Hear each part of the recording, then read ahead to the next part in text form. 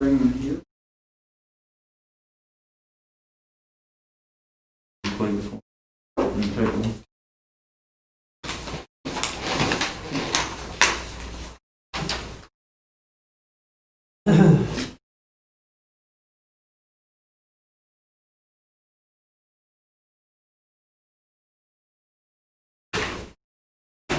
Please. Artist. All around.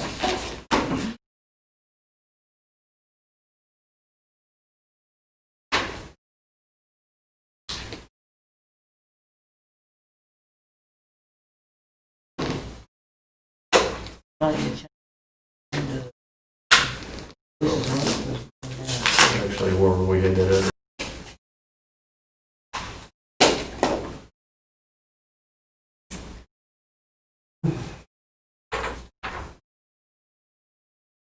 We're gonna do on these people, meetings, have, like we be here and have set up. Be here and watch it, yeah. Oh, Nothing. Toss them stuff. Instead of me. Just in case.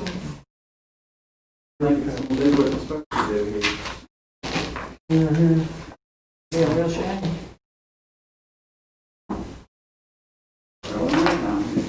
Never convinced it was. and come to the meeting tonight. Heard anything from it? It's not need that line to not, but just You've been busy when you start with, too busy. without having all this going on. Nothing.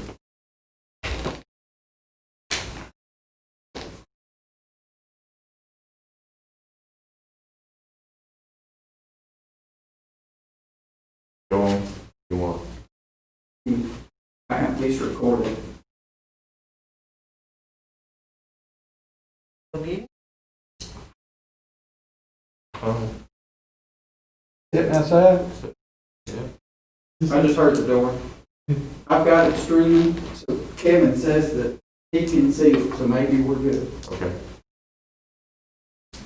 Need a motion to come to I'll order? make- I'll make a motion, I'm all right. I say, All in favor? Unanimous. Pledge of Allegiance. Leave you want to lead us? pledge allegiance to the flag, United States of America, to the republic for which it stands, one nation, under God, indivisible, with liberty and justice for all.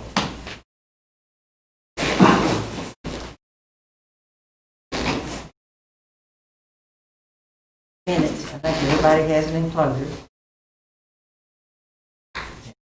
Over those. Make a motion, accept the minutes. second, All in favor? Seats and bills. All right, so I believe about the most expensive bill that we have in here this time, of course, we always have our utility bill. So we are gonna have in here a bill that's about $110,000, and that is our final payment on the tennis courts. So with that, the tennis courts will be finished, and there's a few other things, just normal startup stuff, but nothing outlined besides the tennis. Need a motion? make that motion, just second, Favor? Okay. Maternity leave. Good. Want to have that enclosure in your packet? Can we handle? make that motion, Second. All in favor? Salary. All right, so we've already adopted the salary tables. This is just a minor adjustment.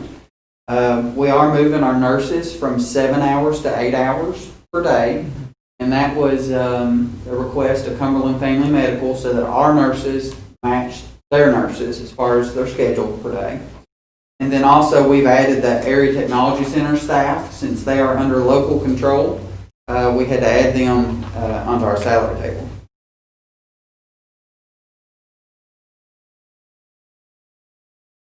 I'll make, Second. All in favor? Amend the 2021 school calendar. Make Friday afternoons virtual. And you should have a copy of that calendar. I laid it on the desk there in front of you.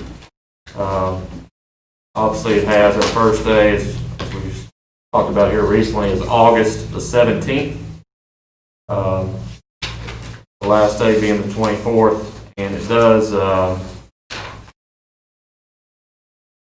students will get out early release Friday, but the second part of that day, will extend that day to be virtual, where teachers can check in with students. Students won't necessarily be in the buildings, but they'll check in with them and help them with assignments or missing work, things of that nature, work with them on that.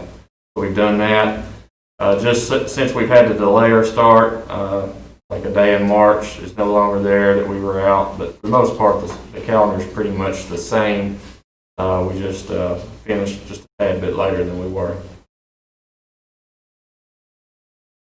Need a motion? I move we accept. second, All in favor? Reopening plan revision. They also laid a copy of that out. It's kind of a black and white copy, but this is the plan that was sent out to parents. There's been just a couple small things that we've changed. I just want to note those tonight. Under the considerations, I put it out to the side there. Initially, we've talked about this. It says students attending virtually are not eligible to participate in extracurricular activities. Once that went through legal review, they indicated that that should not be the case. So that, you can see out to the side, that will be changed to say they are eligible. Initially, it said classes will begin on August the 6th. Out to the side there, you can see that I've changed that to August the 17th. And just on the daily schedule, for the most part, that is the same. The part that we've kind of added there, at places, we've added an in-person virtual option, a hybrid type option, where at times students will be working virtually inside the building. So that will look different at different locations. For the most part, it's the same, but we probably need to make those revisions to the reopening plan that we will go by. Second. All in favor?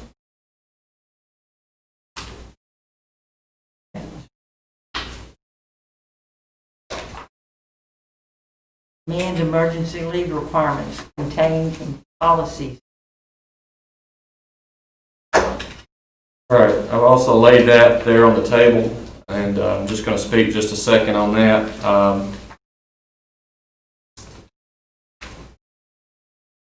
For some time, you all probably remember when this was passed. This was federal legislation. The Families First Coronavirus Response Act. That actually expires December the 31st of this year. And to be honest, they'll probably extend that at that point or before. Basically, for us, how that looks, it says 2 weeks, so many hours. For us, it amounts to about 10 days that employees can use leave time where they're not using their leave time. And you can see the qualifications there. That's not qualifications that we've come up with, but those are qualifications that the federal government has put out. So if any employee meets any of those qualifications, they can use 10 days where they're not using their time. So we've talked about that for some time. So that's an option for our employees. Past that, they have the option as well to use their sick time. They have the option to use their personal leave time. But where this comes into play, the emergency leave requirements, our policy 3.1236 and 3.2236, that's for certified and classified, currently, it allows employees to use 3 days for emergency leave. But during this time of crisis, you all let me do this. You remember back in the spring, and it expired June 30th, so we probably need to look at this again. This will extend that, where not only do they have the 3 days that's already in policy, but I can grant them an additional 10 days. And I think the best way to look at that would be at my discretion, and you might say, what discretion will you use? I will use the same qualifications that the Families First Coronavirus Response Act uses. And I think that's a fair way to look at it, where we're consistent and we look at it the same for each and every employee. So if they meet one of those qualifications, they can use 10 days of emergency leave. So basically, they have 10 days with Families First Coronavirus Response Act. They have their leave time. If their leave time gets depleted, we have in here, if it gets down to 10 days, then at that point, they can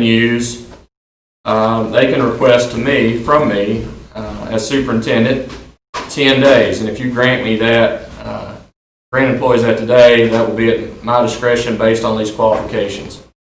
So, if you all are willing to extend that past June 30th of last year, I think as times are still uncertain, that would probably be a wise decision on behalf of our employees. I'll make that motion. All in favor? Unanimous. Consider schematic design drawings. All right, we're excited to have our architect here tonight, Gary Scott, and we're also excited about the Greene County High School project and programming, behind-the-scenes work, designs.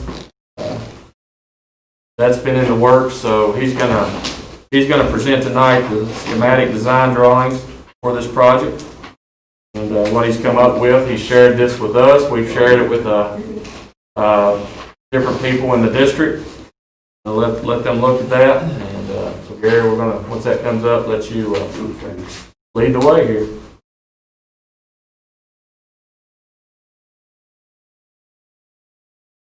Hi.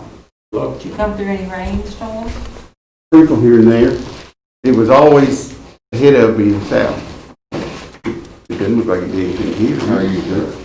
I'm doing great. How are you, Mr. Davis? All right. Thank you. You should hit your space bar, it'll advance for you, and I'm going to drop. Okay. I was, let's see, I was halfway between 127 and Springfield when I realized that my briefcase was still in my other vehicle, which had the copy, so that's Zach's helping me. And then I didn't have time to go back. And then the next thing was both my vehicle and my phone switched to Central Time. And I've been sitting down in the truck for 20 minutes looking at stuff. So I thought I had another hour. You want to shape up? My brain will catch up here in a minute. Yeah, you want to shape up? I'll try. Okay. It's really hot off the press. Yeah, literally. And I had copies with my stuff. I wanted to have the copies because some of this stuff will be a little more difficult to read. I'll try. That's fine. The red line, of course, is the boundary of the property. You can see the existing high school and the existing middle school and the ATC up the hill. And in discussions with Mr. Hodgins and things, we looked at several different scenarios on how to, one, keep school going. You got to have traffic flow. That's having school and working on this at the same time is going to be an interesting piece of the puzzle. But it is one of the variables we have to solve. Because now you're using this route to come around, get to the middle school, where we have to maintain that access. We talked about temporary roads to come across the bridge here, because one of the schemes was to build the building in this area, which now remains the front parking area. And then we looked at The other scheme was to build here and wrap it around this way. And after talking with Mr. Hodges and Zach, we started working on a scheme that would come around the backside that would maintain the majority of this area, also help us with the circulation, new circulation short-term and long-term. So we've spent more time working on the scheme that would go around the backside. Next. Okay. Before I show you that, though, I want to show you a little bit of how we got to the programming piece.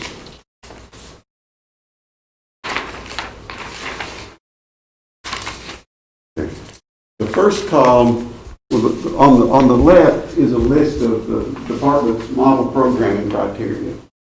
Any school you start, those are the things they say you need to have in it, and they'll do it by population. The chart shows 350, 500, 750, 1,000. So what we've done is, and thank goodness you got it there, because it's hard to read up here.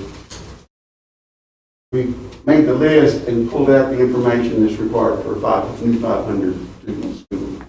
Right?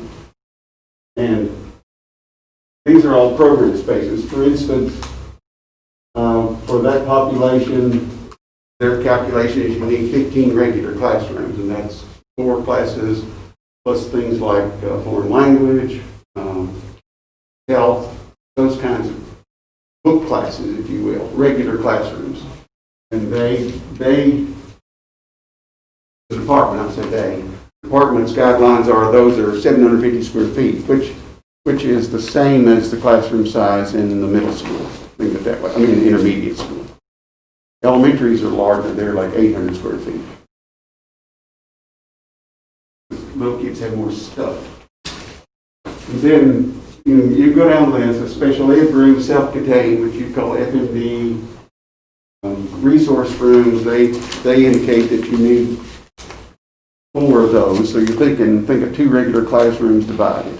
It's essentially, if you start to add up space like that and you reach a programming size, and the model program for a new school says there ought to be a little over 60, almost 60,500 square feet of just floor space, not including walls, halls, bathrooms, mechanical rooms, things like that. And then you have a multiplier that calculates allowable space for hallways and bathrooms and things like that. So you get to a square footage of about 89,000 square feet for a new school. Okay, and that's where you start. You try to maintain that because the current multiplier for square foot cost in new schools is $249 a square foot for a new high school. That's their multiplier. Over the years, we have been able to hit that and stay under it. Plus, include the site work. So the building cost is typically lower than that. Site work's in the range of 5-6%, 6 to 8% of that. So you're talking $12, $15, $18 a square foot. Just in terms of a budgeting number. But that's still a lot of money. So they're saying a new high school would cost about $22 million in construction cost. Okay. What I've done in the second column is look at the spaces that are based on programming information that teachers have provided, that Mr. Hodges and Zach have provided, principals provided information about the programs you have now and that you would be carrying forward into the high school. And try to match that up, see how it fits. I will point out one area here that you'll hear me talk about later in line 27 on your sheet. LIPSA, Locally Identified Program Space Allowance. Then there's another one called, I call it LICTA, but it's on line 24, Locally Identified Career and Technical Allowance. That's an undefined area included in there in the department's model program where you define what those are. And there's a certain amount of space allowed in the program. For instance, on the local programming, they say something like a little over 7,000 square feet. Well, that's, 8 or 9 regular classrooms, that kind of thing. But it also includes things like agriculture, consumer science, those kinds of programs that some schools don't have, and you define your own. And the LICTA is the same thing, but it's smaller. It's only like 2,700 square feet. So you got close to 10,000 square feet of space that you define. And some of those things that have been defined at this point are things like cosmetology, some sort of robotics kind of thing. But they're regular classroom spaces, but they're special in what they do. Gifted Talented falls into that, things like that aren't core programs or what you call regular classroom things. We have some space allowance for that. In your case, we've used that about 2 or 3 times, and you'll see why. Okay. A new gym, you'd be allowed to build about 14,400 square feet of interior space. Floor space on your gym is 17,500. Yeah. That's just one layer. That didn't include dressing rooms and all that. It puts it up to about 21,000. You can see the difference in the spaces. And they tie that down with restricted funds. And if you start building more than that now, and several districts had a row about that. Montgomery County went round and round with them because they wanted a gym that would rival Mason County, so they could swap out tournaments. And it went on for a while, but they wound up using local money for things, I think. You ever been in the gym in Henry County that you put 2 of yours in? Roy Winchester got that done before there were any rules a long time ago. Okay, so I came across on the other side, and you can read it better on yours and compare. Pretty much across the board in the classroom, regular classrooms, it's calculated based on population. And then 1 FMD room, if you will, 4 resource rooms, science rooms. Department says you were to have 1 big lab and then what we call science classrooms, which would be about 2/3 the size. You have some of that over at the high school now, but you have, I think, at least 2 full-size labs. Based on the way that you teach, you have a teacher at this point that shifts part-time one thing, part-time another. So one of the things we have proposed on line 15, 16, instead of having two science classrooms, have 2 labs in 1 classroom in the regular science group. Then when we get down to agriculture, which is under a different category, you divide it space, so you pick what you want to use it for. I picked the regular classroom in agriculture is 750. It's a regular classroom as a part of that lab classroom group. So what I said, we had 250 feet to make it a science classroom size so that it could be fitted up for that part-time science teaching. On the same level, it wouldn't be all together it'd be with the ag instead of with the science room. But the space fine so that teacher wouldn't have to pick up and shift to another. And it's still a classroom for ag. At least that's how it's proposed at this point. Okay? So you can see that the blue starts to use some of these values. You've got, 10,000 square feet? Okay. When you start to add those in, consumer science, 1 teacher, about 2,700 feet.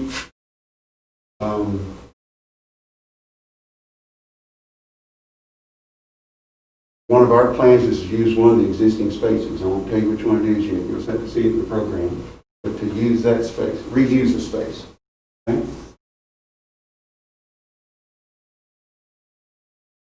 That's already up over 3,000 square feet compared to what they recommended, 2,750. there's a pattern here.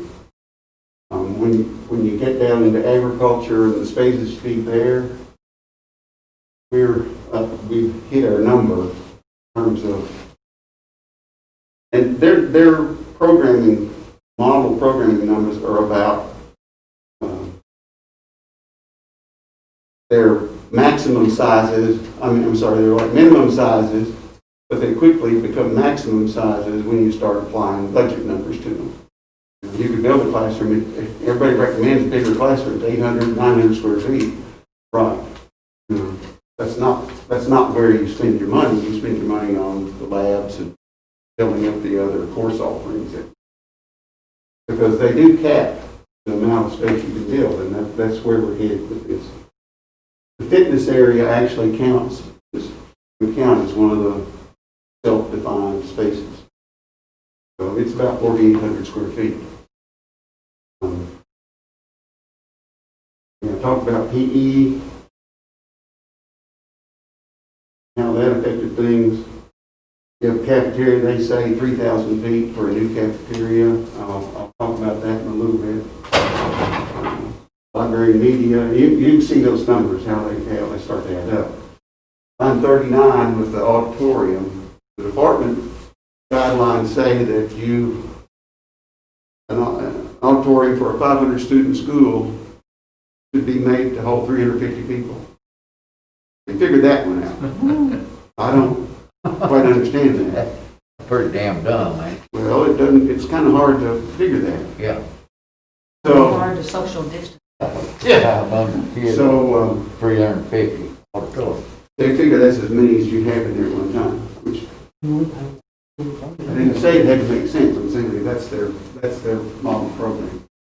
So that's something we'd have to deal with. You would use, they would say, well, you can use your self-defined space.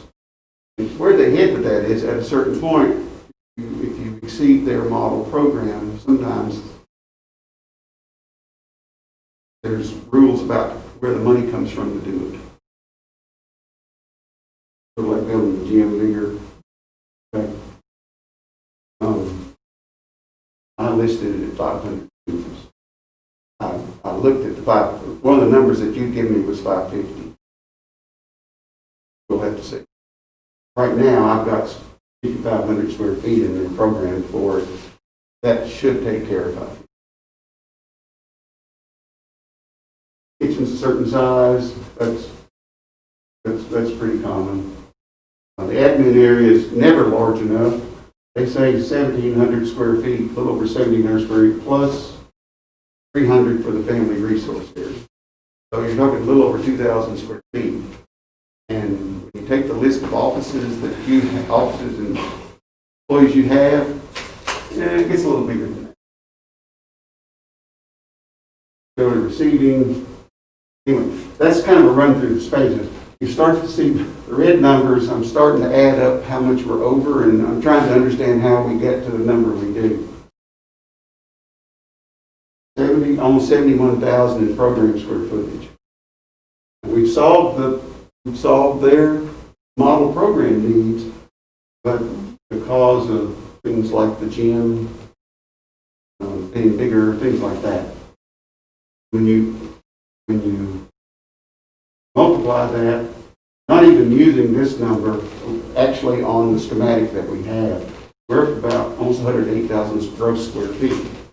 Because when you start adding on to an existing building and trying to wrap around the gym and incorporate that, we already, early on said we're keeping the gym. Was one of the criteria. You have more circulation. So that's one of the challenges we're going to have is to make it smaller. But we're just at schematic stage. We've got a feel for what kind of spaces we have and the sizes and things they need to be. We have to work on how they all fit together and tighten it up a bunch. Because your maximum construction budget set by your BG1 is $19,700,000. Okay? If we took it just averaged across, that's $183 a square foot compared to their number of $249. Okay? Actually, what we think the construction cost target, in order for the budget to work, would be the new construction to be in the 224 range, something like that. And then the renovation costs, which you'll see I'll run some numbers added a little bit later that you'll see. But I wanted to show you too, the new greenhouse as an alternate, as opposed to maybe leaving that greenhouse where it sits. Right? Because it'll be on the other side of the site. The new cafeteria as an alternate. Right now, we're proposing reusing an existing space because of budget. Design it so we can have the new cafeteria and do it as an alternate. And then add in some parking spaces. And you'll see how that comes into play. Again, this is schematic. Go ahead. So all that being said, what the proposal is at this point, that's the gym, gray area. This is the commons, or the concourse as you call it. This is the kitchen. Okay? This represents the 4 classrooms those English classrooms, is that what you call them? Yes. Yeah. It was the big room and we divided it years ago. Okay?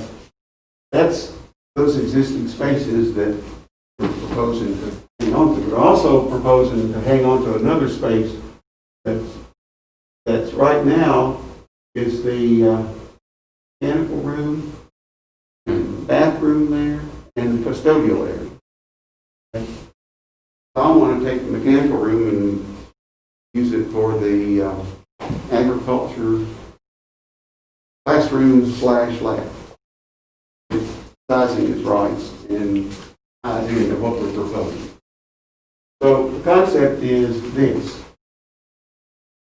That's the existing parking lot, so that you'd still be able to do buses like you do now, okay? We are proposing extending that road up to make a connection so that you need to bring buses that way up to the middle school. That's something you've talked about for a long time. Yeah, that's not a part of the high school, but it's part of solving the circulation. Yes, it's going to cost money. Everything you see on the page will have a price tag. Pretty good. So the idea is that if buses unload here at this level, then there's a foyer, a concourse, if you will, that connects along that west side of the gym, and with stairs leading up to admin area and an entrance that comes off that upper level parking. This is what I call the mid-level parking. This is one that's the middle school circulation route now. Okay? So that's the middle level. It's 11 feet higher than the floor. So it will work itself well to have the second level, if you will, have access at that end. It also makes the closer connection to the ATC. And that was one of the points that the superintendent made in terms of looking at that part of the scheme, as opposed to building down here. Doesn't pull us any closer to ATC. So if the admin's on the upper level, and that's a different, we'll look at the plans on that, but if you come into concourse auditorium, essentially straight out from where the doors are on the west side of the gym, in that grassy area, band room attached to that. Then go up the hallway. There's a classroom group on the lower level, so you'd have circulation that would come around, and then classroom, science lab, and again, I'll show you the plan. And then the connection on this end, this would be the ag area from the back that would connect back to the.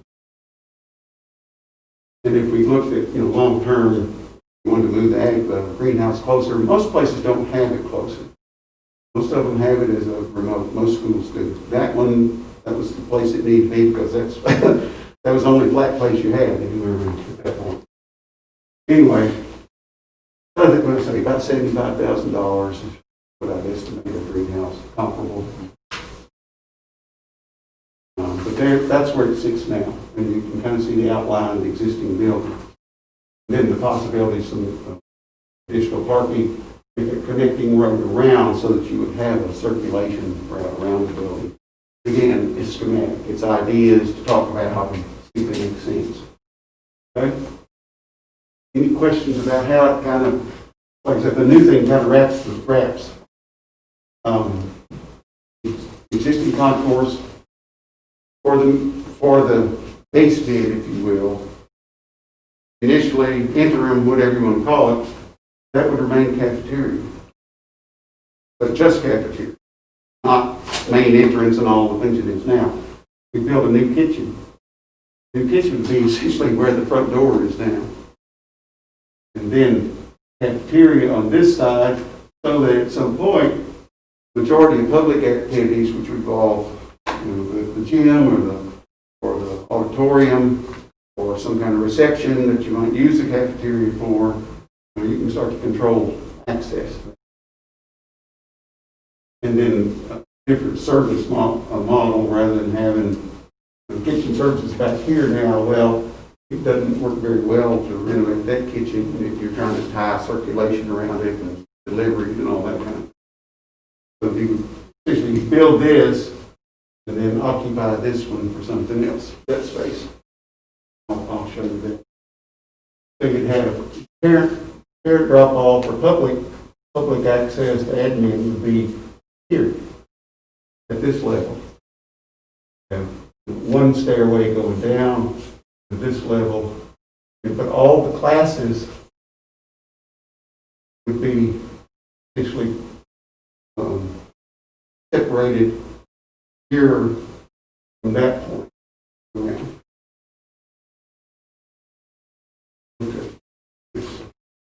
Any questions about how it kind of sits on there? Gary, show them, of course, the area behind the fitness center now be like a courtyard area. Yeah. I don't know if we, Yeah, it would be open. if you all see, That's open. it'll be open. And that's part of the challenge was how do you wrap a two-story building around here with a one-story building? And how close can you get it so that you don't feel like you're just looking outside the wall or looking outside your window at a wall? Also, the idea is you're trying to get a window, as many windows as you can in every classroom. And our thinking too, looking at this, the existing classrooms, our alternative centers now is in trailer, which it served its purpose, but moving it to kind of the back of the school there, or in some of those existing classrooms, they're renovated. These are not gonna have any flat roof to them, they're gonna be metal, right? The new spaces we can work out with a more sloped roof, yes, like metal. Answer your question, yes. The existing spaces, that's a more difficult piece. Also, I think the problem, well, I'll back up. There could be some of the new spaces that need to be. I know it's plain with words, but we can't build a flat roof at all. It has to have a pitch to drain, at least. Right. Okay, but it looks flat, okay? But there may be some areas, say right in here, that will have mechanical equipment, like the things that sit on top of the gym. Your other choice is to put them on the ground and run big ductwork up the side of the building, and that's not reasonable. So if they're, to tell you would be all new sloped metal roof would not be accurate, but most of what you would see and most of the building, most everything new, we do everything we can to get a sloped roof on it. And keep you informed of where those things are Right. when they happen. Obviously, you can't get a big pitch roof on the gym. It would be taller than the gym. No, I mean, I understand what we've got there, but all this new's gonna have a pitch and gonna be, Well, that's where the green, Right. that's, we're talking, if the green would be, think Right. of that as metal roof. Right. Now, I think it'll be hard to get the kitchen metal because you've got fans and I exhaust and all I that. understand that. And when you do that, we've done it, but when you put that, like the big exhaust hood stuff Right, you gotta have on all a that. slope, you have to build a platform, looks like an oil rig, and it's got railings all around it, and it looks, it kind of looks like Rube Goldberg I built it. understand that because you've got the vent, all that vent's gotta come out of that. So realistically, the cafeteria, this whole thing, and the auditorium, and the classroom wing for sure. Is the roof gonna be green, metal? That's just green to show you where things are. Any I color, would guess that it'll be green. any color you want, I'm sure. Yeah, there's lots of different colors. I was just thinking, I know LaRue County is green, but I the thought it might colors be are red. blue. Red. Yeah, Yeah, we're gonna make it red. You get it all That's the right out of shirts that town. match, you know. well, we're Red County, might as well. No, we don't want red. Thankfully. We already got some shirts that would go with it. Just remind y'all you are streaming. Yeah. Can we put a disclaimer on the screen? There you go. Okay. I like the green that you're showing. I do, Yeah. that's nice. Yeah. Well, but you know, the fitness is green. So assuming it would Yeah, be you assume. something like that. Well, that's what you would. Yeah. And the existing, you know, if we're able to build a new cafeteria, the existing space. You know, at the high school, there's always a need for space for cheer, or Right. like wrestling and things like that. And we've kind of, our hopes is that we can make that work and go through the budget. We hope we can make it work. We can use that space for things like that. Right. So, like Gary said, it's a working project. Yeah, Absolutely. You know, yeah. it's a progress as we I'm go. already twisted on it. That's when you start setting numbers, that's the one that is like that Jeopardy thing that you always is flashing up here. The catch for us right now, it's almost impossible to try to tell you what something's gonna cost. You know, usually you can kind of tell, but you don't know where materials are going, you don't, you know, can you get them?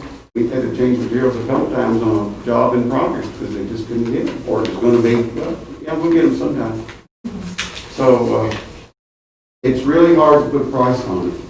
Right now, we're backing into it. Here's what we can afford to spend per square foot to make the budget work. And that's how we're approaching it. So we've got to figure out less expensive materials and how to use them creatively. Okay. All right, so this shows you the dotted lines are indicating that's the existing outline of the building and the rooms. This is the fenced area out the ag, so the building line is really this. Currently the kitchen's here. That's that mechanical area, bathrooms, custodial, that's the 4 classrooms. And the concourse, entranceway, the gym, fitness area. Okay? The darker gray is what we're proposing to build in. Okay? Again, lobby, foyer, kind of space. These are undefined, but you gotta have bathrooms and stuff like that. We're way too early for that. But that's And this over here on the right, what'll be tore down, is that right? the dash lines. Right. Yeah. Okay. Yeah. These are the sign slabs and stuff inside. Here's the ag area. This is, OMAC consumer So side. that's where the old school part is Correct. now. That's And where- that'll be, you know, pretty much. Right. And that's part of your cost. You're talking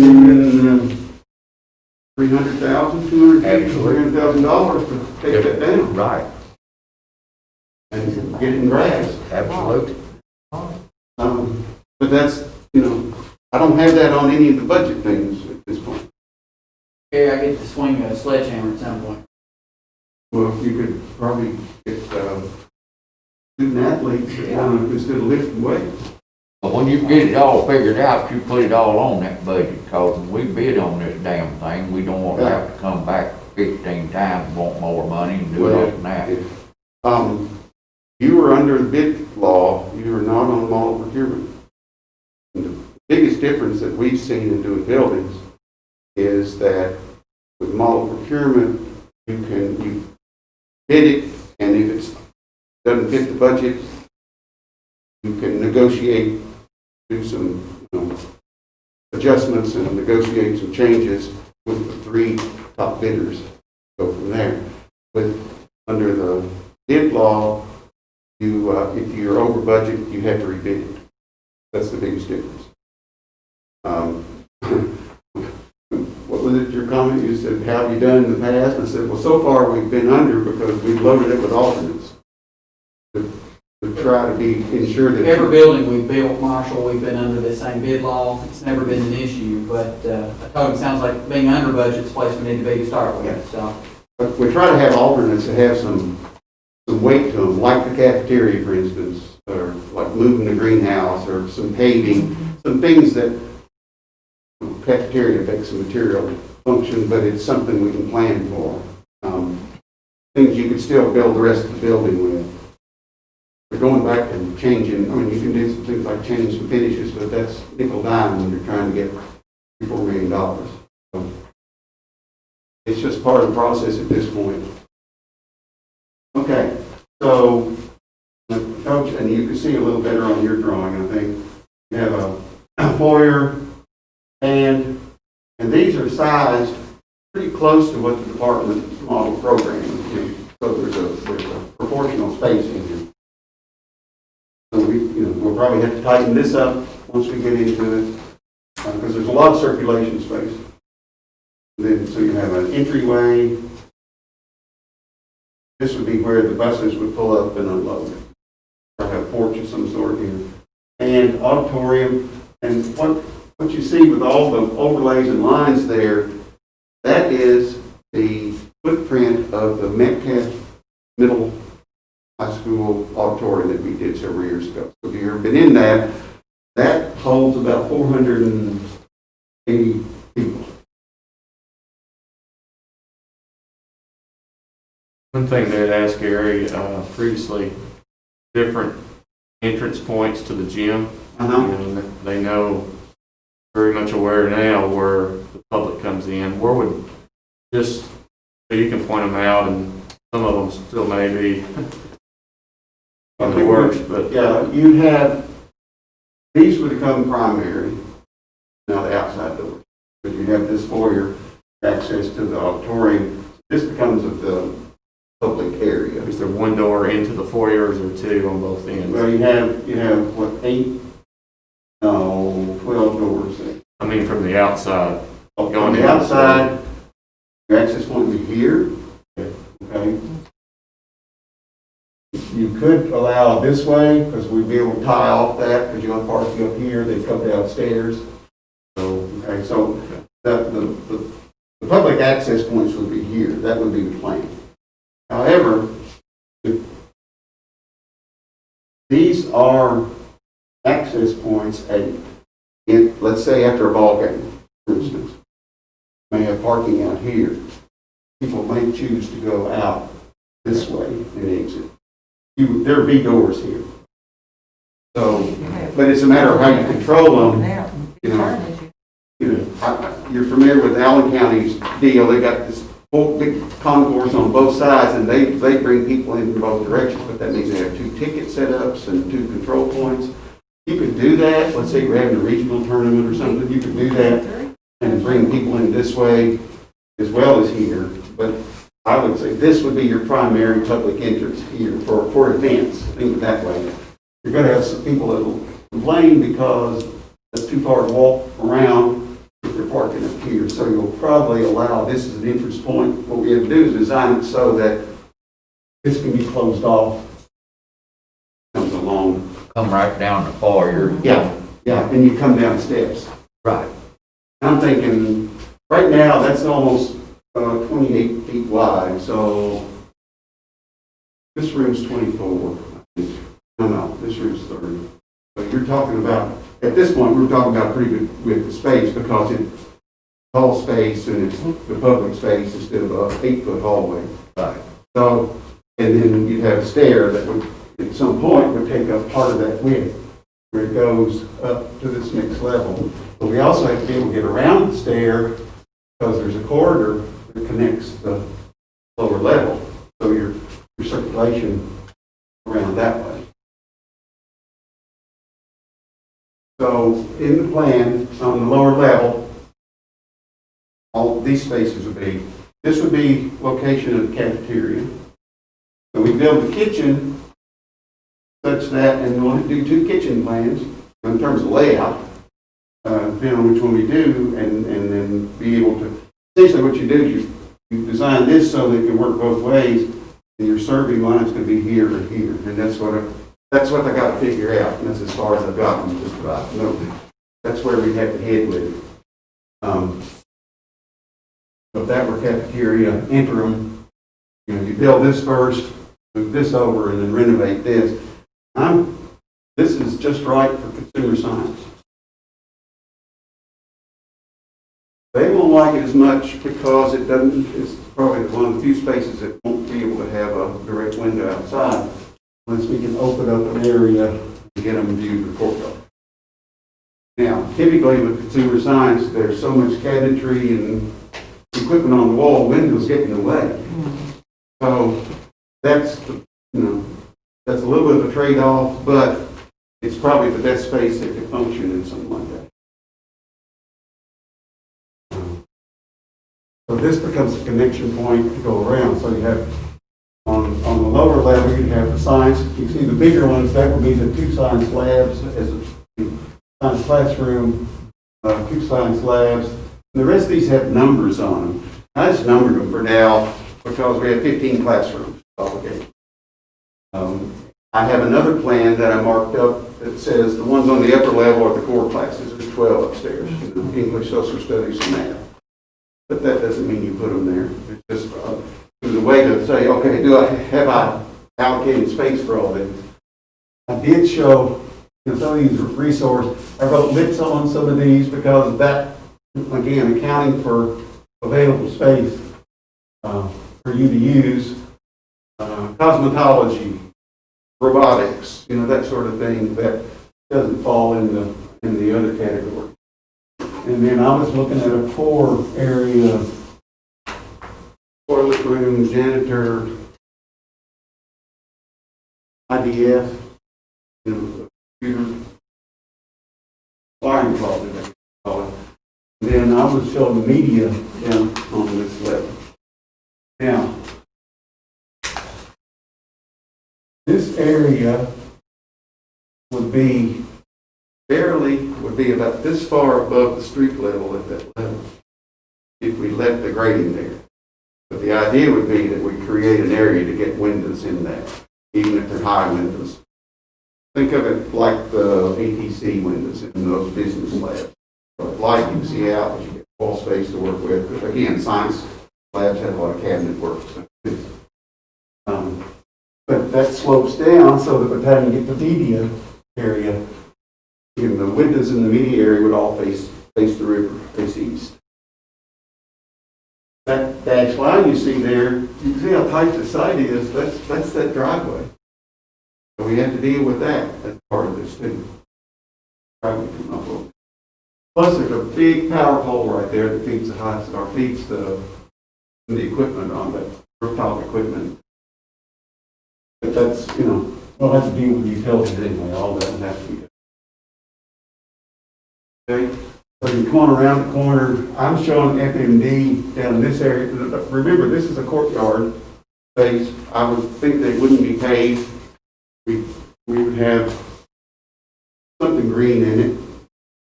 I don't know what yet. And soften it a little bit.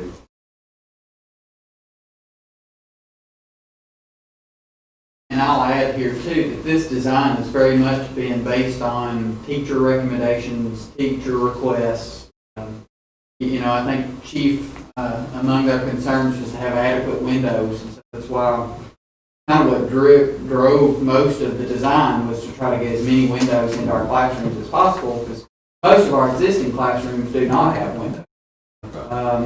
So that's kind of one of the main focuses here on. With the security thing, here that started to hit back the other way. Get this built under it. Gary, could the courtyard be like a commons area for students? Well, it would depend on the administration. Yeah, it would be open. So it wouldn't be as big as the courtyard, say, the primary center, but it's an interior space. And I kind of figured just in my mind that maybe part of it be paved here, but you would do plantings up against the other wall so that people look out, they're not looking through things, or the plantings aren't down here, they're looking across to see a tree, a bush, or a shrub, or whatever. That's, down the road, but that's the kind of things we need to talk about. There were three things driving this: the windows, the number of spaces, or more than three, number of spaces and the relationships of spaces. For instance, that science teacher I was talking about, ag science. One of the things was FMD being close to the food area, so that they do some interactions there. So that's why it's here. It's not put off in the corner somewhere. Somebody's going to say, well, why'd you put it on the lower level in the corner? It's on the courtyard. People can go outside. Controlled area. It's close to the food area. And you can have an access point here to load, offload, and unload separate from the other buses. So there's a reason it's there. It's not just shoved off. It's there because that's where it needs to be. It could be shifted. It's just in that area. It's got to be on the lower level because of the fire drills and all those things, where those students have to be out. Yeah. And then the relationship to the other building, again, this is one story along here.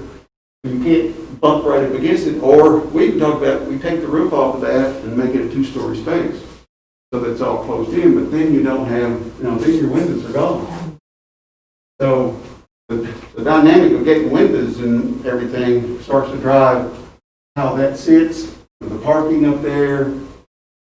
You're going to wind up taking some of this parking anyway in order to get the grading so you can have windows in the science area. That's just physics of the thing. This will fit into the hill. I think that we'll probably wind up with mechanical equipment in this area in between the buildings. You're not going to have windows in the auditorium. You have windows in the band. You have windows in the cafeteria. You will not have them in the kitchen, or if you do, they're smaller, again, because of wall space. By and large, regular classrooms, Look out, no way. you've had windows pretty much. Some point of the day, for a good part of the day, the kids will have access to visual. One of the things we always try to do with school designs is that from just about any vantage point in the corridor or something, you always thought you ought to be able to see outside, even if it's looking through the library. If you'll think through your mind, think of the primary center. Anywhere in there, most everywhere you can see outside, at least know what color the sky is. Intermediate is kind of that way. But it's getting harder because the storm codes and things like that, and security is really starting to push in on all this. You did get one, well, let me say it a different way. The new code for newly constructed, completely new buildings has a requirement to have a storm shelter built in it. That's really heavy duty.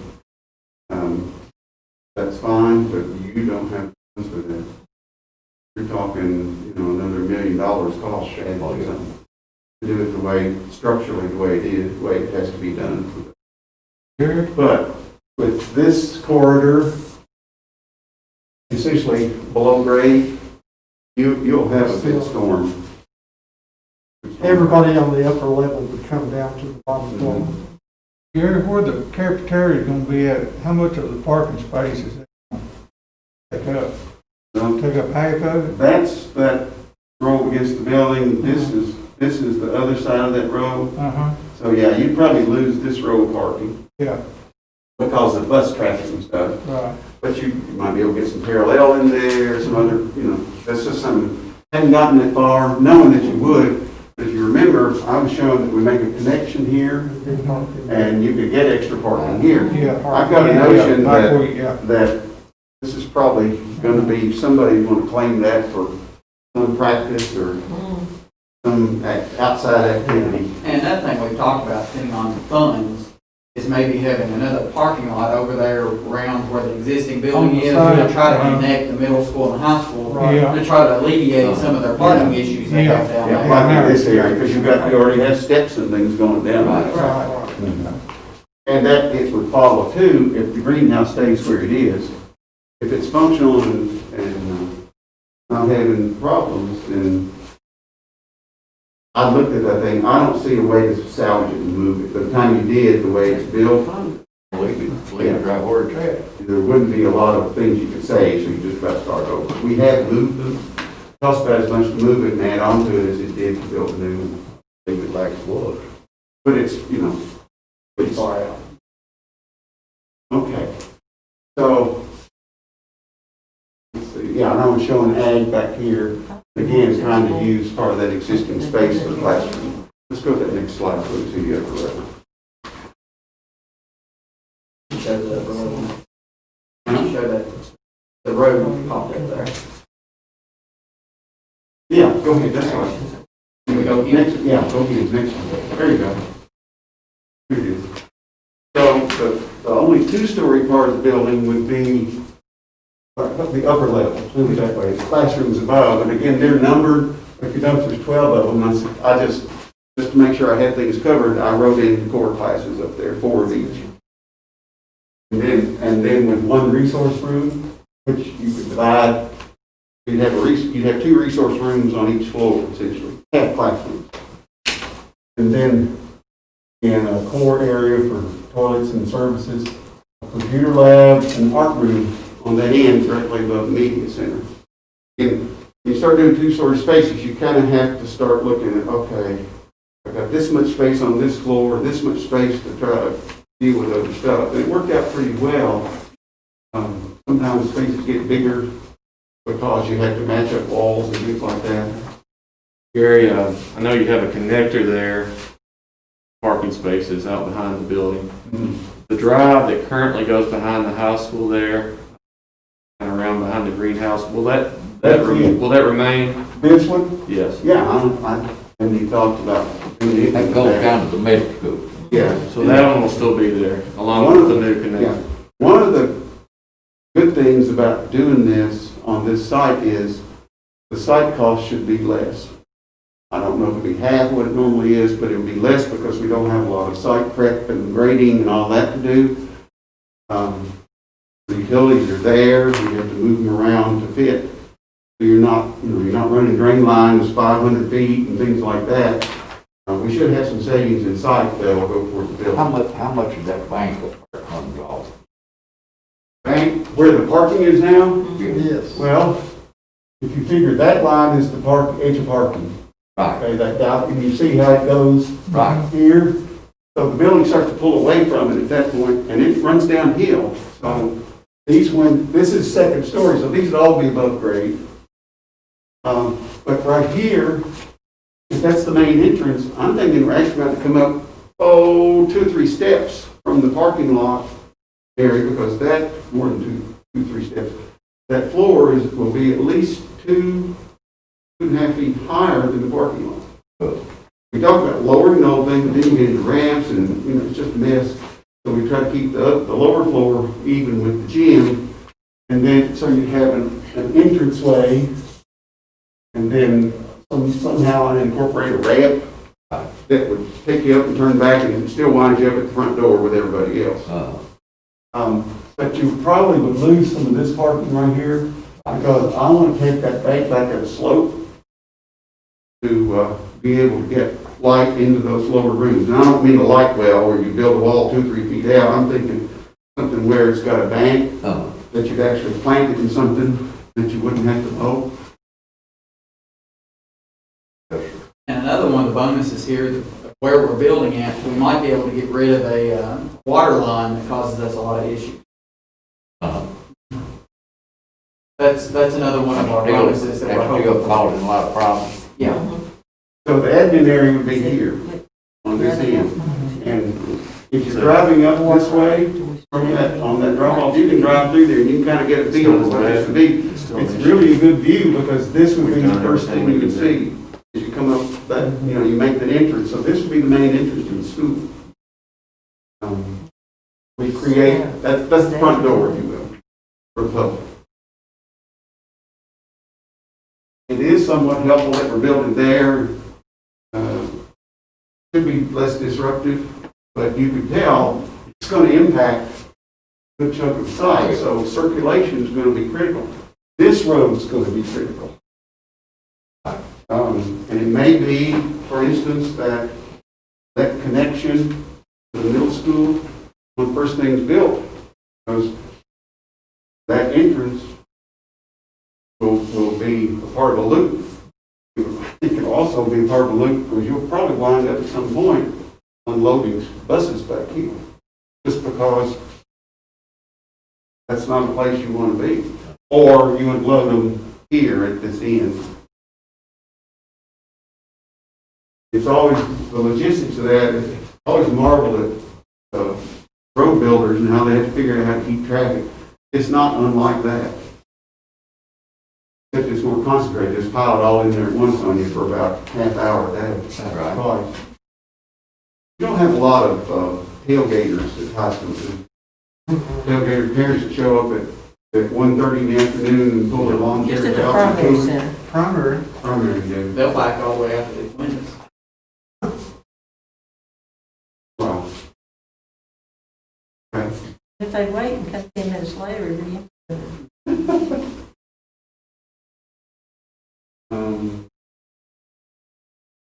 Okay, let's go to, any questions or thoughts about what you've seen so far? So it's that exciting. always exciting. I'll give you some numbers there. Yeah, that's what I want to do. There goes the excitement. I told, somebody asked me about what I did, I said, I spent my whole career spending other people's money. How much more fun could you have than that? Okay. These don't exactly match up. These two numbers things were done at different times. They don't exactly match up, but the idea is the same. Okay. So what I've done is looked at these are actual takeoffs from AutoCAD of the green spaces you saw. Okay. So we got new on the upper level is about 23,000 feet. Lower level without the cafeteria is about 47. With the kitchen, without the cafeteria.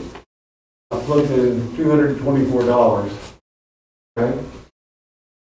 And then talk about renovate the fitness area. Well, you're going to paint it, okay? But we probably have to do something with some of the mechanical stuff. It depends. If we keep what's now the kitchen, the equipment for the fitness area can probably stay where it is. So, I mean, that's basically a paint number. There's no equipment. And they made a really strong, really hard push point that they've had some districts, he didn't say anything about it directly, but he said, we've had some districts that have tried to use restricted funds by athletic equipment. And they don't allow it. So, piece of information. And a lot of that's just how we code it. Probably. The other thing, a lot of schools now, athletic fields, it's a major issue to try to use restricted funds, bond money, or SFCC money. You've got 3-4 pots of money. SFCC money is the matching money the legislature does with the second nickel and then the other offers they give you on construction, which represents a good chunk. But now this one's special in that it's also got urgent needs funding. They'll be watching what we're doing pretty closely.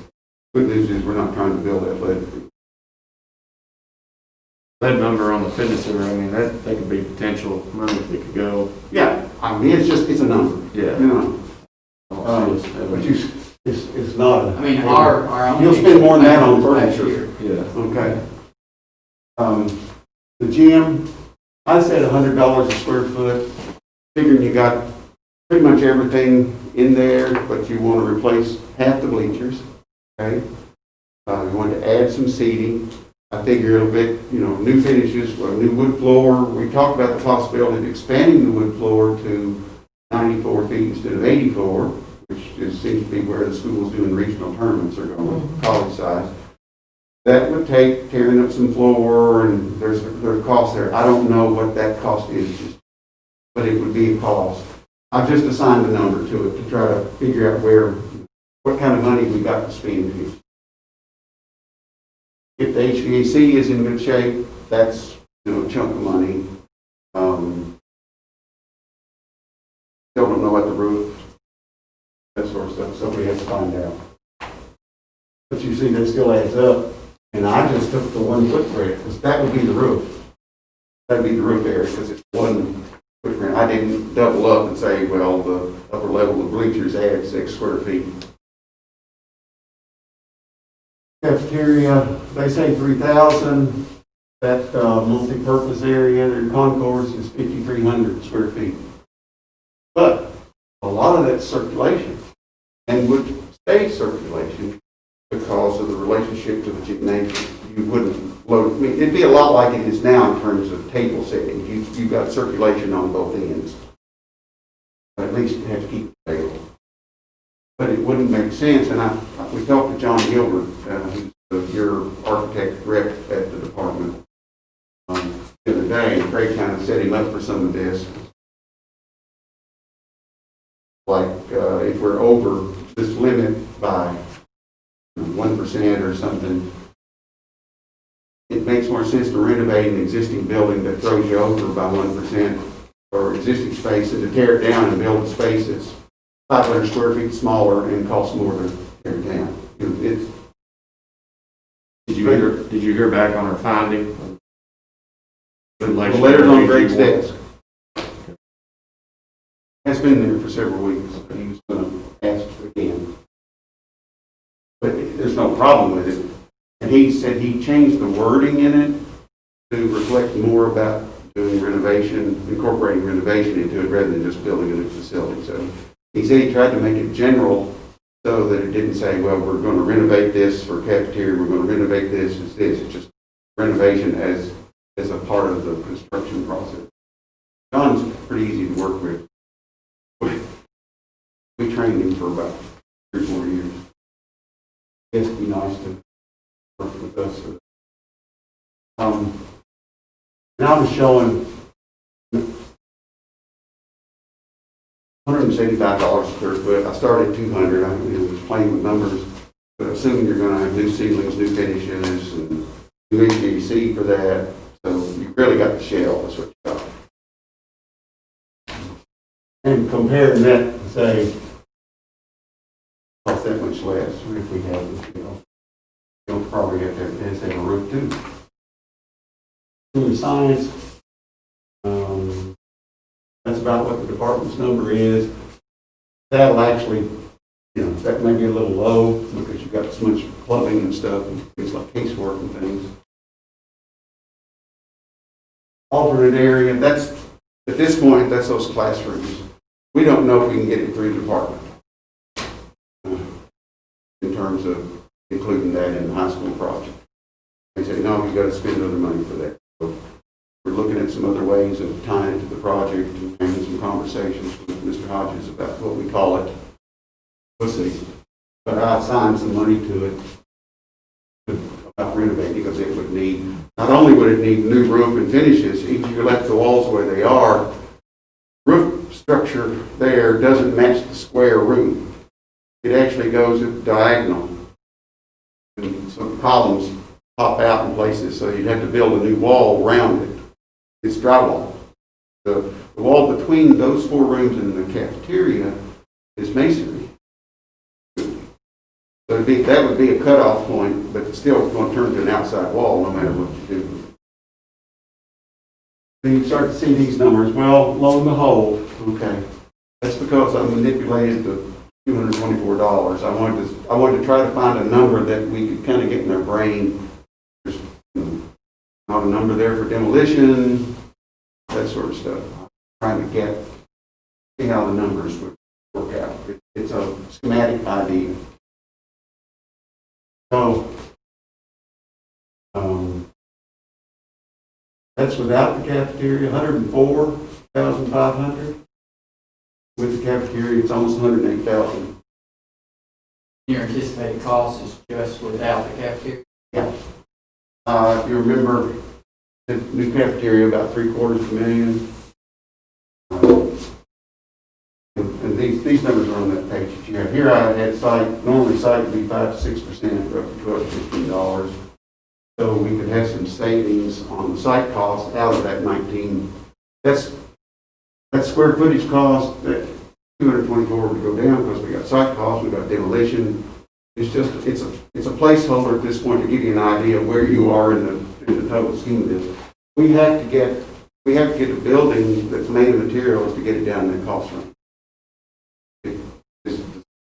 There's not a lot of room to give on space unless you start cutting out classrooms or dropping off the alt. There's not that much money in the alternative, $500,000 with it. But you start talking, comparing that cost to the cafeteria, then it's going to cost something to close that end of the building up. Somewhere around 20 million. We've got 1970, and I think that's a pretty hard number, isn't it, Mr. Hodges? This I point? think it'll be a little better, but that's a good one to start with. Yeah. It's a good one to tell your architect. That's the number we're shooting for. If it crosses another 10 million, please let me know. I wasn't thinking that. I'm not banking on another 500,000. Here's where we're getting a little bit of a rub at this point. Department said, if you remember, the model program for 500 was about 90,000 square feet in that first picture. They have a rule. The most they'll let you build is 120% of that model program. 106,700 square feet gross. I'm 1,000 square feet over. I mean, that's, I've got to manipulate things. Things have to tighten up a bunch to hit that number. But that gross square footage, I mean, I've tried to pull these areas in, and that's to see what kind of money we got to spend on new construction. It was kind of go forwards and then go backwards to see what you can do. It gives us a target. We got to do something around $215, $220 square foot. Then we got to do demolition and the roof on some parts of it, things like that. It's where we are at this point. But the concept of the building is what we're proposing in the plan and drawing. I think it's pretty close to what has been worked out through the staff. Staff all gave us ideas about how they teach, and they filled out the surveys that been around before, and got good participation that way. Not just filled that one, Zach filled that one. That's the way. And filled that one. And talk about, of course, transportation and security. So, got a good feel for what it is that you want in the building. We've talked about materials and stuff at the office, brick, metal roof, metal siding. The budget's telling you probably all the interior walls are going to have to be metal stud and drywall.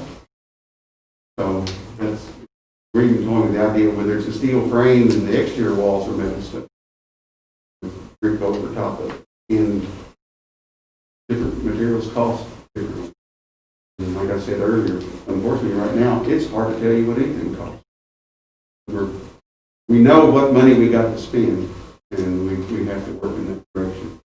We'll wind up with a bunch of alternates to do everything we can to get you a contract the first time you bid it. Then we can work through. So what I need to go away from you tonight with is your acceptance of the schematic design and authorize us to move on to what they call design development stage, which is the next step. And you'll see it at the end of that when it's more, a little harder floor plan kind of thing, more information, more cost information, things like that. And you'll see it again You can see it as many times as you want, but you'll see it again at the final stage when we said, okay, here we are, it's ready to go to bid, bless it so we can go to bid. Here, you can kind of share with them the next 6 months maybe, through the first of next calendar year. Yeah, Kind of how that looks, time-wise, going to bid. our goal is to bid it in the first quarter. Ideally, we'll have it ready to go late January, sometime in February. And the few agencies don't work as fast right now as they have. We've been waiting, well, just got it this week, we've been waiting 8 weeks to get approval from the department to bid the renovation of the gym at Frankfurt High. Building housing's been pretty good, they're about 8 weeks out, but when we come to you and ask permission to advertise, at that point, it's already typically at building housing, which is the code people, but we also get it to the department and call them on a regular basis, say, hey, are you done yet? Are you done yet? But the goal is to get it out to bid in roughly February and take bids in March, April, and be ready to go sell bonds in the spring and be ready to go to construction. You can get started before school's out. But so the big early push and site work and getting things coming out of the ground stuff would be over the summer so that you'd have time to plan and to start and say in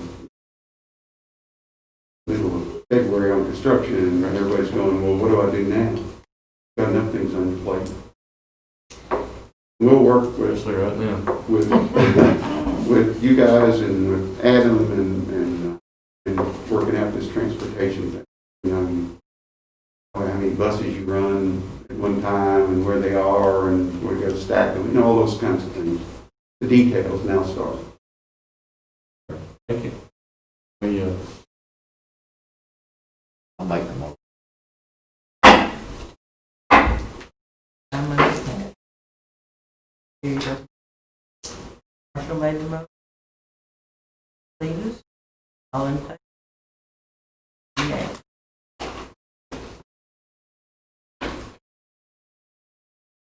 Thank you. Thank you, Gary. Nice to see you back here. You are so.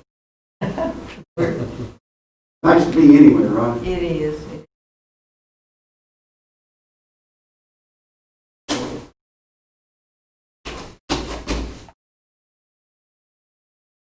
Thanks again. I'll go around. Thanks, sir. Drive Thank safely. Thanks, Gary. Sick leave escrow. Yes, and before I get into that, I will say that Dan called me, and he was called into work, but he did want to express his regrets that he could not be here and his full support of the opening plan. Wanted to mention that. But sick leave escrow, this is something that we have to do every year. Basically, we look at all of our employees and the probability that they might retire within the next year and who's eligible. And then we apply a mathematical formula to that.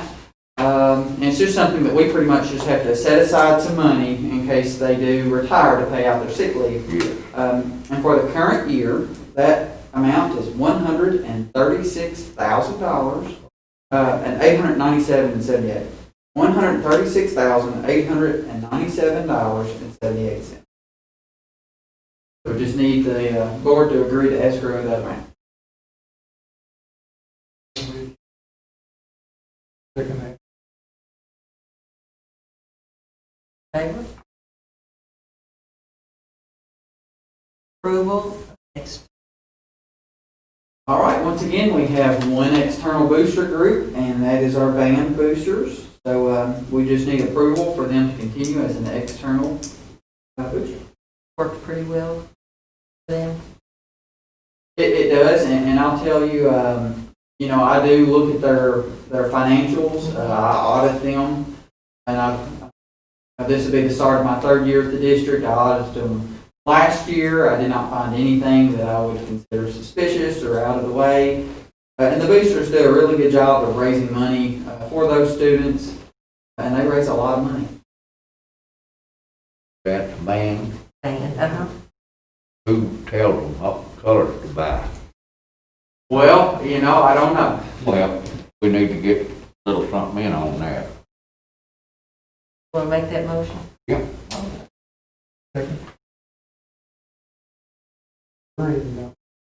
All in favor? I want to see red.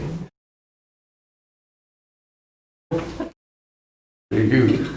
Revisions to the 2021 extra service salary schedules. Okay, so earlier we approved the regular salary schedules. This is the extra services salary schedules. And the only difference we have on this is where that we added the ATC people. So,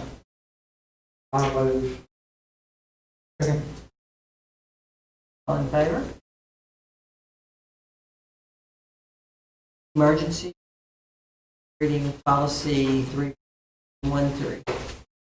Okay, after we did the major KSBA policy update, KSBA notified us that this policy 3.113 needs to be updated. A lot of this pertains to equal employment opportunity.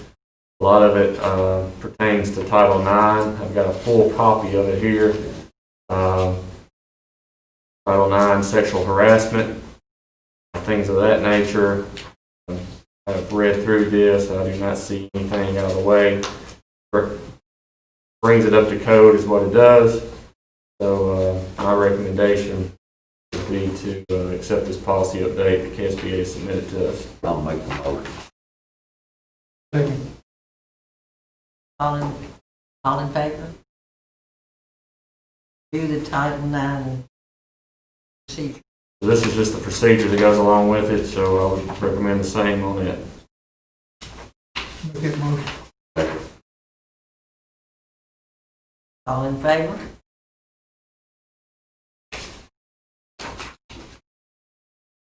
Approve the art chairperson for the 20. You have a copy of these that hopefully I laid there in front of you. There's some at each school, a couple there at the district. So Mr. Bennett has prepared those for us. I'll just read through them here and make sure you have them. Josh Bennett, Christina Rutledge at the district level, Trent Piles and Kristen York at the primary school, Josh Cupton, Donna Young at the intermediate school, Philip Wells, Kayla Daniels, Tammy Thompson at the middle school, Ben Davenport, Hunter Jackson, and Stacy Skaggs at the high school. The ones that we need to approve. Make that motion. All in favor? Senate forms the board. No actions taken. No action there, but you should have that, like we had one enclosure there that we had to you.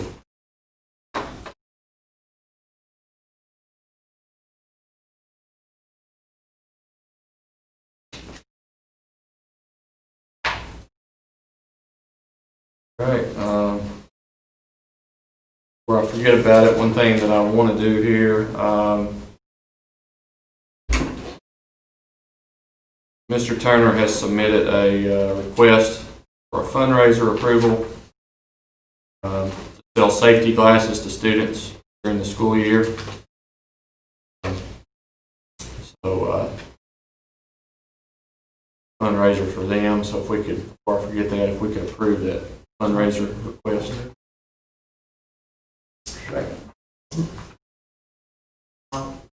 In favor? that should actually be approved as a fee. Student fee.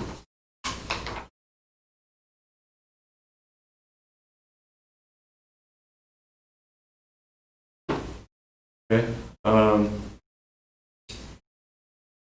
in favor?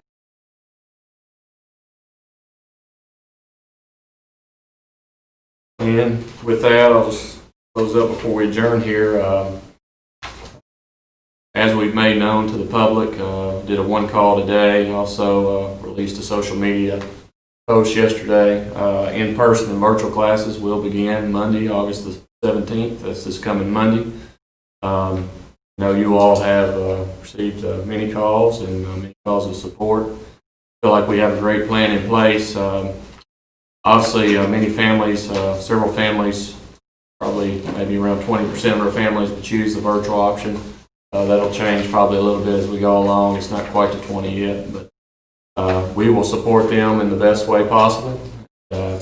Virtual learning will look much different, and it'll be much better than we finished last school year with. It'll be a mirror of what's taking place in the classrooms, using Google Classrooms and all those G Suite apps and things that they use with that and those tools. So it'll be much better, and we'll support those families to the fullest, and we want them to know that. And then those students that attend in person, you all have heard from those families as well, and I know they've shown you their support, and they need their students back in school, and we know that's a good place for them. And we have a plan to create the best environment that we can, and maximize learning in a safe environment, and we'll continue to do that. We do want our public to know and keep in mind that we fully expect at some point along the way we'll have some closures throughout the year. I think we would all be naive to think we wouldn't, but you know, when it comes time, no one will have to tell us. We will know when it's time to take those closures. Some closures may be short-term, 2 or 3 days. Some may be midterm, what they call midterm, up to 9 days. And we'll probably have some long-term closures, 10-plus days. So we will take those, and we're going to do this in a safe approach. We're concerned about the well-being of our staff, the well-being of our students, and we're going to create the safest environment that we can. And when we need to close to do that, we will do that. And you know, during that time, those time periods, virtual learning will be much better. And then when we can come back, we'll come back, and we'll do it, continue on in a safe manner. But we want the public to know that, and I think each one of us would say this is a trying time, and but we certainly appreciate the trust and the support of our people in our community, because they have shown that. So we thank you for that. Close out with that, and thank you all for your dedication and your work on providing the best for our children. I appreciate it. I have a question. Was asked me, what is the hybrid virtual situation?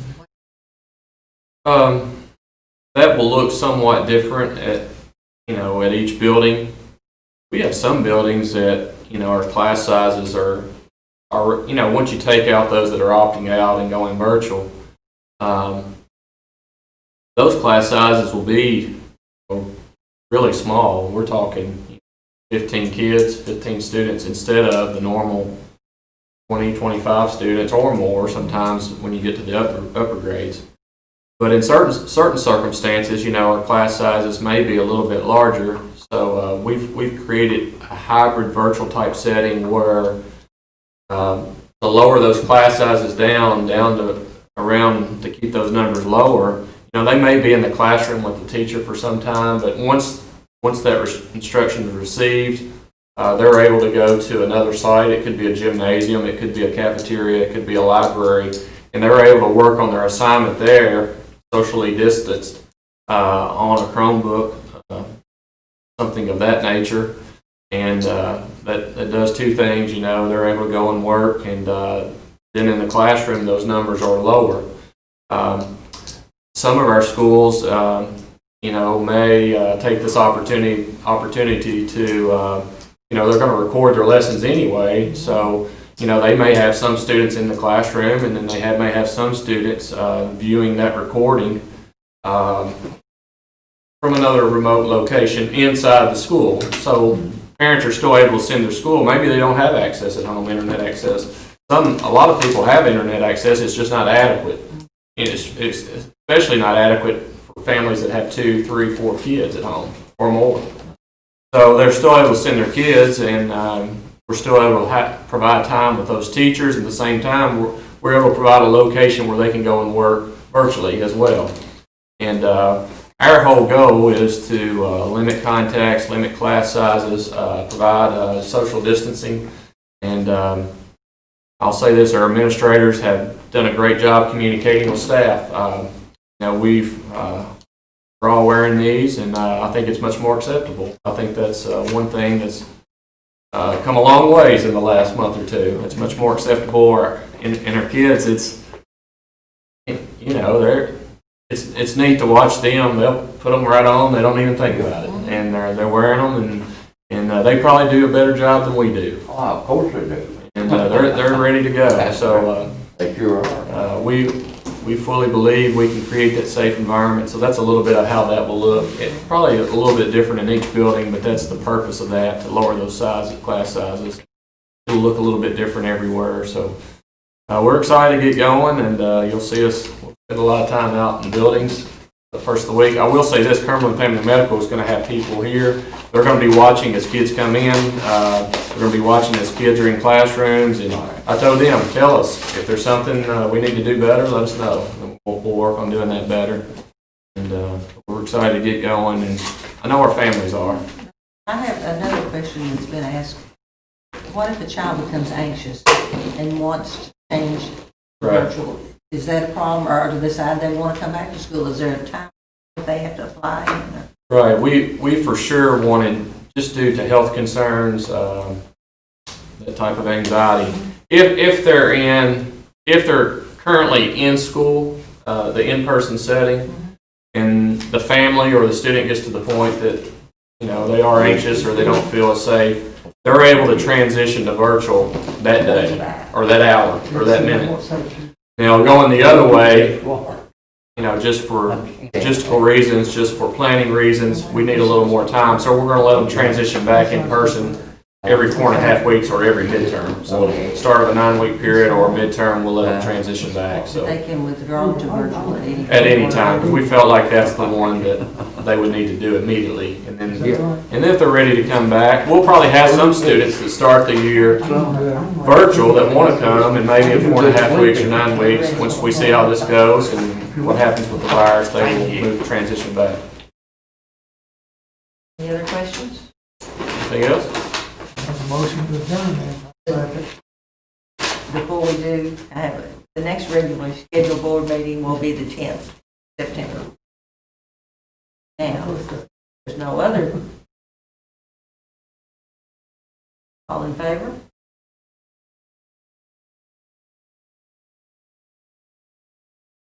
Who's second?